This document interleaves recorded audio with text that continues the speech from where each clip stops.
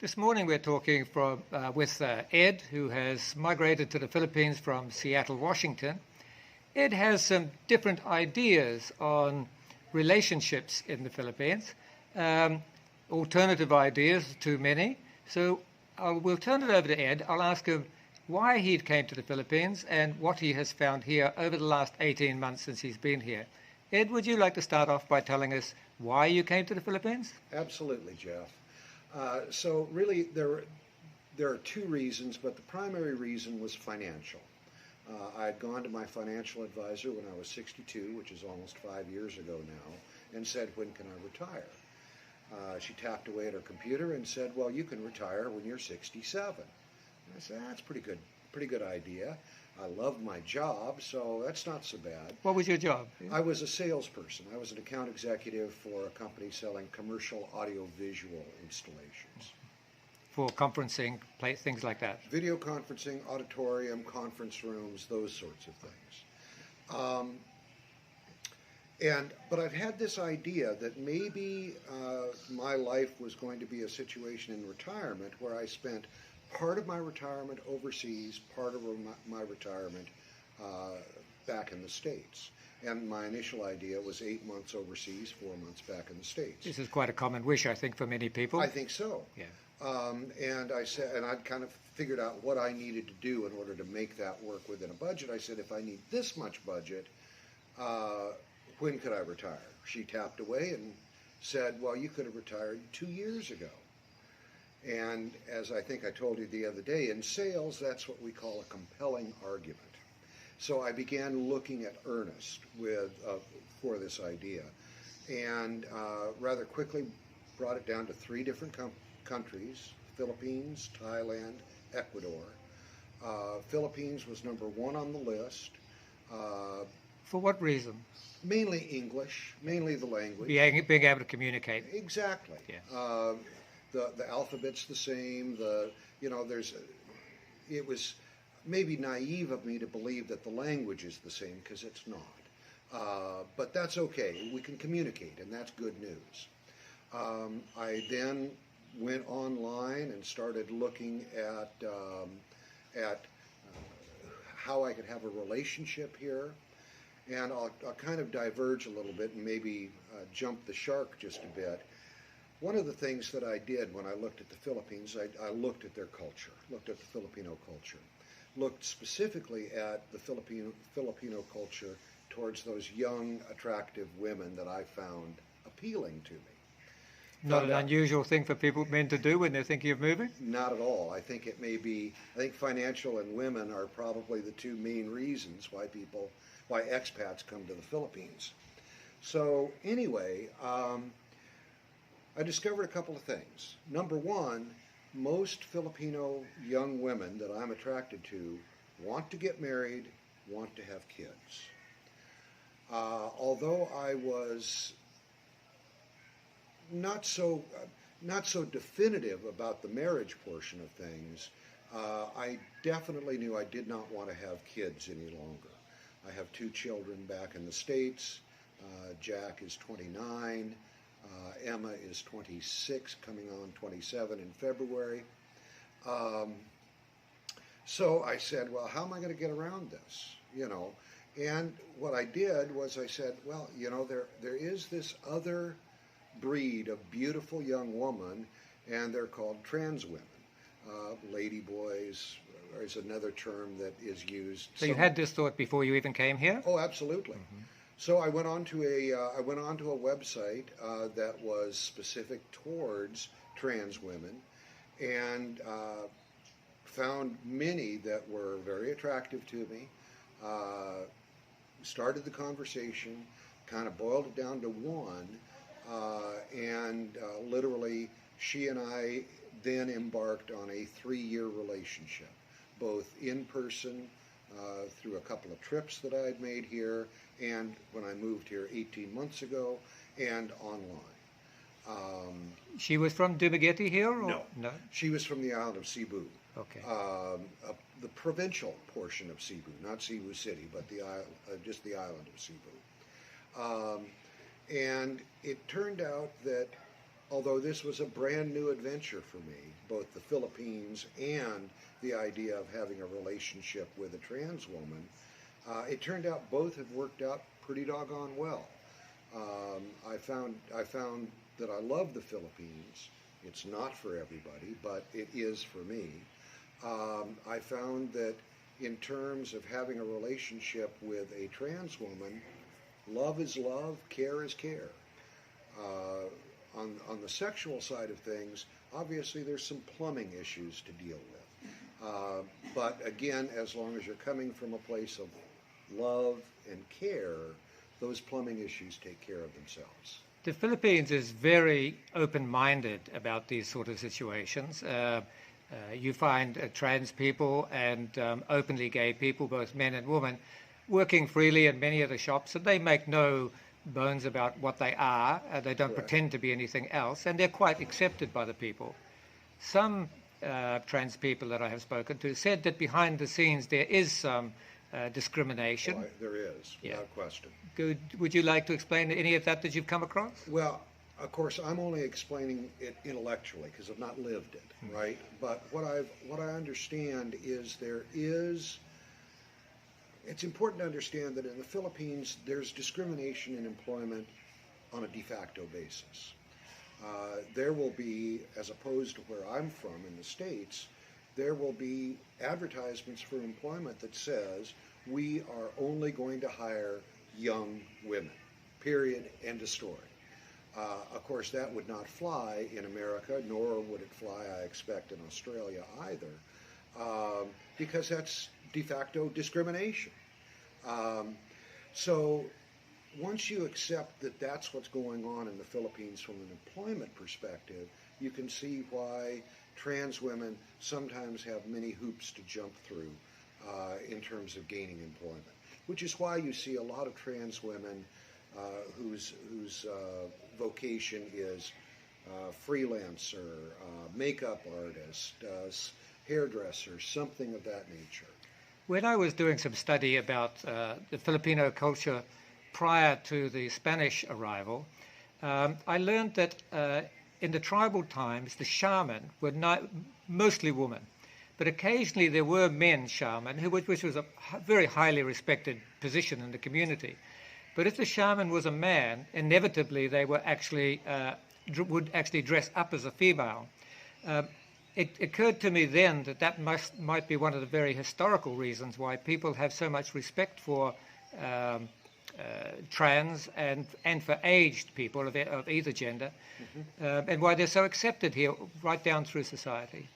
I would agree. I think one of the other things that is really critical is a language issue. So in the olden language, or the dialects, the 72 or so different vernaculars that are around the Philippines, and Tagalog as well, which is one of those, there is no pronoun for he and she. So very often as you're talking to somebody in English, and let's say we're talking about Jeff, it would be very common for a Filipino to say she in terms of Jeff, or he. My partner does it all the time. Absolutely. All the time. So there's, and those sorts of cultural and language dynamics are really important. So it is true, without question, that trans women, and I think gays, although I have no grounding at all in the gay culture here, I think it's true that they are fundamentally more accepted as part of society. Not to say they don't face discrimination in certain segments of that society, but they're more fundamentally accepted. I think that almost any man who has been through the website, the dating pages here, would find that they have occasionally contacted trans women without ever realizing it, because when many of them have made themselves up, they are absolutely beautiful.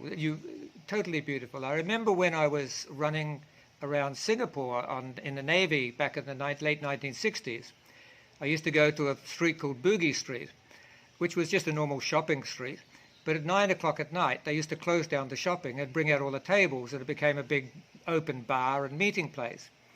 And the only way that you could tell the girls from the lady boys was the fact that if you saw a totally beautiful woman who was very finely made up with impeccable makeup, you knew it had to be a boy because the girls just didn't look after themselves that well. You know. Have you found a similar thing? Absolutely. I think that, it's important to kind of understand as much as we can as biological men, the drivers for trans women. They really do feel that they are women, period, end of story. Regardless of the plumbing, they are women. And they work very, very diligently at becoming the most beautiful women they can be. That can be anything from, at one extreme, operations, to another extreme, just, vitamin E and vitamin C and skin softeners and those sorts of things. There's an interesting saying in Thailand, which is also very trans woman friendly, that the most beautiful women in Thailand aren't. Well, they actually have the trans Thai beauty competition there, don't they? Well, Asian beauty competition. Right, as they do in the Philippines. How they do? They have one here as well, do they? Many, many. I mean, usually, I can't say this to be an absolute fact, but my previous girlfriend, she was a makeup artist. She worked in beauty pageants. She worked in a number of straight beauty pageants, but she also worked in trans and gay beauty pageants. And very often, of course, since beauty pageants are such a critical part of the culture and society in the Philippines, your barangay, your town, your provincial fiesta would in fact include those kind of beauty contests as well. And then there is national as well. Tell me what it's like to actually be in a relationship with a trans. I don't think it's all that different other than the aforementioned sexual issues, which you've got to figure out a way to deal with. There's no difference, none whatsoever. I think that when you look at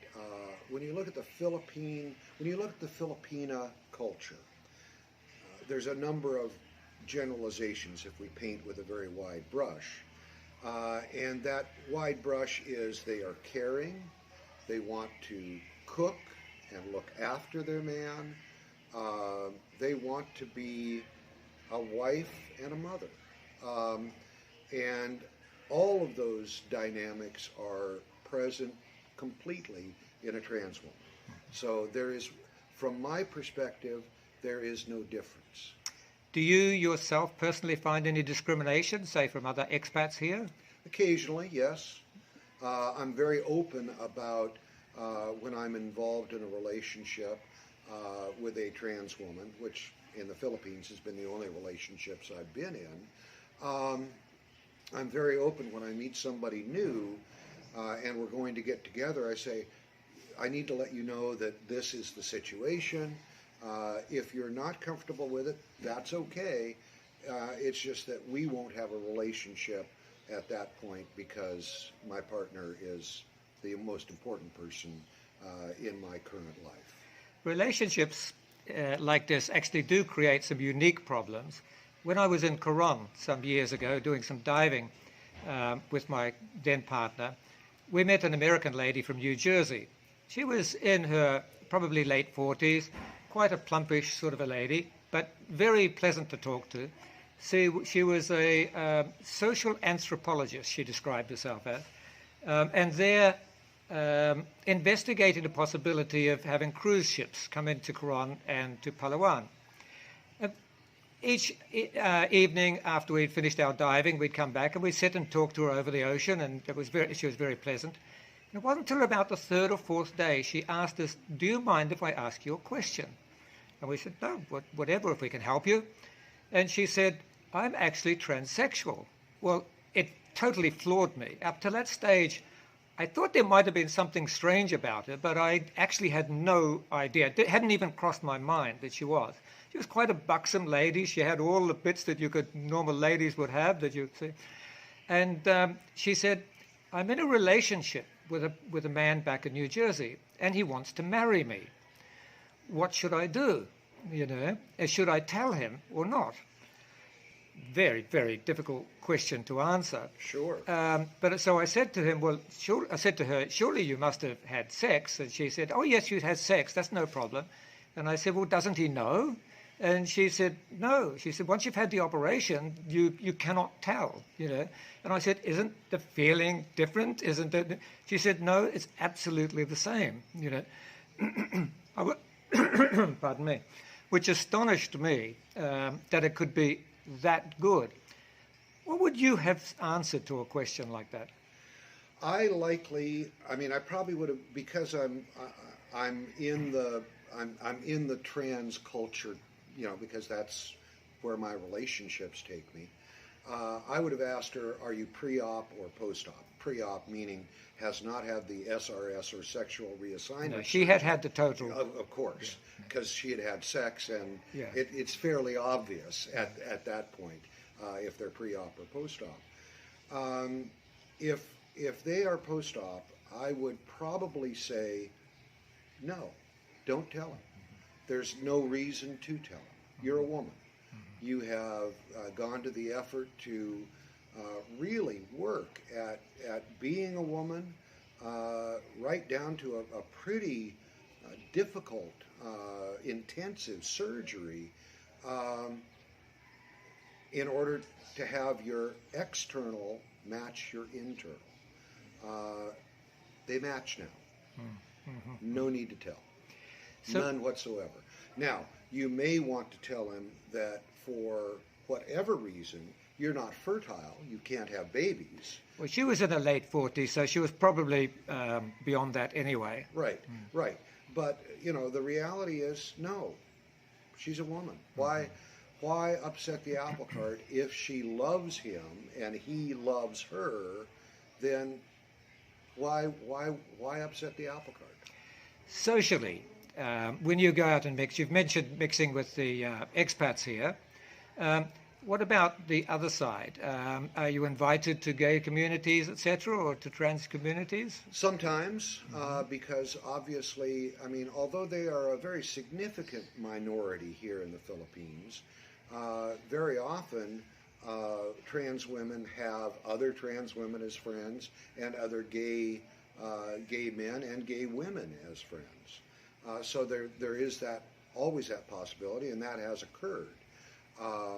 However, in the Philippines, it's much more likely, in my experience, that the Filipina trans woman will have a whole host of friendships that span the continuum, and that most of the Filipinas that they are friends with happen to be genuine women, genuine girls.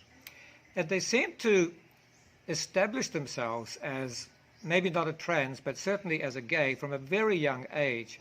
When I was doing a lot of teaching up in Cebu, some of the kids would come in and they'd be 6 or 7 or 8 or 9 or 10 years old, and they were just so blatantly ladyboyish. And they had no bones about the fact that they said, I'm going to be a ladyboy. Right. And their parents seemed to accept it. Nobody was anti them at all. Nobody looked down at them, or they just treated them as normal. Yeah. Right. Yeah, that's certainly been my experience, in my limited experience. I've really only had 2 relationships with ladyboys, and one is in its embryonic stage, hopefully to be moved past that embryonic stage next week when I'm able to travel. So I don't have a great deal of experience, but in both those cases, from a very young age, they knew. They knew. And I guess in the Philippines here, if you were that way inclined, there is actually probably quite a smorgasbord of ladies I'll call them ladies you could choose from. Would that be right? How do you mean that? I'm not sure what that means. Well, I mean, if you go onto the dating sites, there is many of them advertising themselves on there, looking for partners. Oh, golly, there are many, you're right, exactly. I mean, there are sites, there are regular sites that will have trans women on them. There will be sites that are specific towards trans women. So, yeah, there is a great amount of choice. However, choice, as I learned when I used to sell retail, there is something called the misery of choice. You've got too much choice, so you can't make a decision. So that can be but that's a problem with the whole gamut of dating and finding a relationship in the Philippines. There are a lot of very beautiful young Filipinas that are eager to meet you. Some years ago, I saw a program on the television about an Englishman in Yes. Thailand, in Pattaya, who was in a long-term sexual relationship with a trans. And the program centered about him bringing his son out to Yes. meet the lady. The son was very hesitant at first, but by the time he left, I wouldn't say he was comfortable with it, but he seemed to accept the fact. Right? You've mentioned before you've got 2 children. Are they aware of what you're doing? Absolutely. Okay. And thankfully, the rearing that my ex-wife and I did, they had the right answer, which is, Dad, whatever makes you happy. Yeah. Well, you can't ask for much more than that, can you? No, That's that's what it. it's That's what we it. wish for our children, and we hope that that's what they wish for us. Amen. Yes, and I happen to know David and Annie, the couple in Thailand that you're talking about, and David has a good relationship with his son, as good as you can have when you're 12,000 miles apart, because David's still in Bangkok, his son's still in England. But Annie is a wonderful person. She's beautiful. She's beautiful on the inside as well as the outside.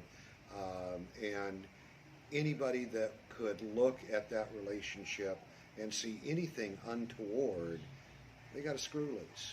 It's just a loving relationship between 2 people that really love one another. She certainly came across as a very nice person on the She television is. program. That is, she is, exactly. So in the Philippines here, to basically sum up, there is all types of relationships. There's very little prejudice towards whatever you choose to do. Right. There is always some, but Yes. very little prejudice. And it's a pretty free and open society. So Ed, thank you very much for talking to us today. We wish you all the best in your relationship. Thank you. Okay, we'll finish there. If you liked what you heard today, please subscribe and like the interview. We'd love you to follow many of the other interviews and posts that we've made. Thank you.